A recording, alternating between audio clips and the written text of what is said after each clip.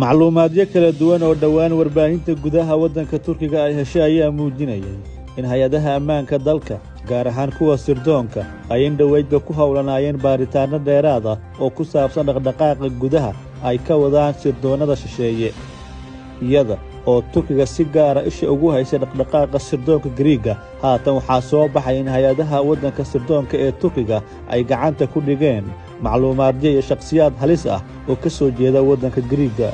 hay'adda sirdoonka Turkiga ayaa sabtidii gacanta ku dhigtay in uu dhashay dalka Greega, waxaana la xaqiijiyay ninkan in uu basaas u ahaa sirdoonka dalka Greega. natiijadii baaritaankeeda hay'adda sirdoonka qaranka Turkiga ee magaceeda loo yaqaan MIT ayaa shaaca ka qaaday in shakhsigaani u dhashay dalka Greega ee ah muwaadin waddankaasi oo lagu magacaabo Mohammed Amar Ambara lagu ogaaday baaritaan dheeraad oo hay'adaha ammaanku ay sameeyeen in uu waday basaasnimo ka dhan ah Turkiga sida ay sheegeen ila wareedyo sugan oo dhanka amniga ah. hay-aduhu waxay sheegeen in Ambara uu isu ekeysiyay nin ganacsada ah intii uu ku guda jiray socdaalkiisa Turkiga, isagoo isku dayayay in uu ururiyo macluumaadka ku saabsan ciidamada Turkiga ee la geeyay xadka si uu dib ugu celiyo waddanka Greega.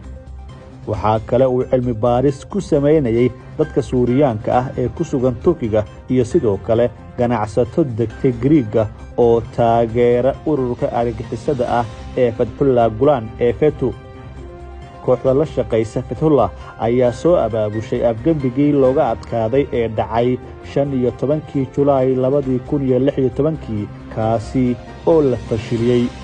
waxaa la aaminsan yahay isku dayga afgembigaasi dhicisoobay ee ka dhacay 2016 dalka Turkiga in ay ku dhinteen in ka badan 250 qof, sidoo kale waxaa ku dhaawacmay 2734 qof.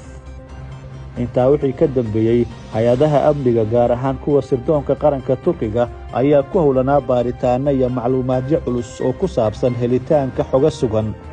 inkastoo sirdoonka Turkiga tayadiisa la amaano, haddana waxay ku baraarugsan yihiin mar walbaba in ay la kulmi karayaan khatar amniga oo gudaha iyo dibadda ka imaan karaysa. waxa ay og yihiin oo ay aaminsan yihiin mar walba inay u nugul yihiin fariimaha sirdoonada dibadda oo qaarkood la aaminsan yahay inay si dhuumaalaysi ah uga howlgalaan gudaha waddanka Turkiga. xogta hadda la helaya ayaa ka turjumaysa in sirdoonka Turkiga uu indhaweydba si dhow ula socday dhaqdhaqaaqa Greega maadaama ay jirto xisad u dhaxaysa labada dal, ayna mar walba adeegsadaan fariimo dalba dal kale uu ku duraya tallaabooyinkii ugu dambeysay ee uu qaadayay. taas ayaana dhalinaysa shaki iyo tuhun hor leh marka laga tusaale iyo tilmaan qaato xaaladaha xasaasiyadda abuuraya ee labada qaran.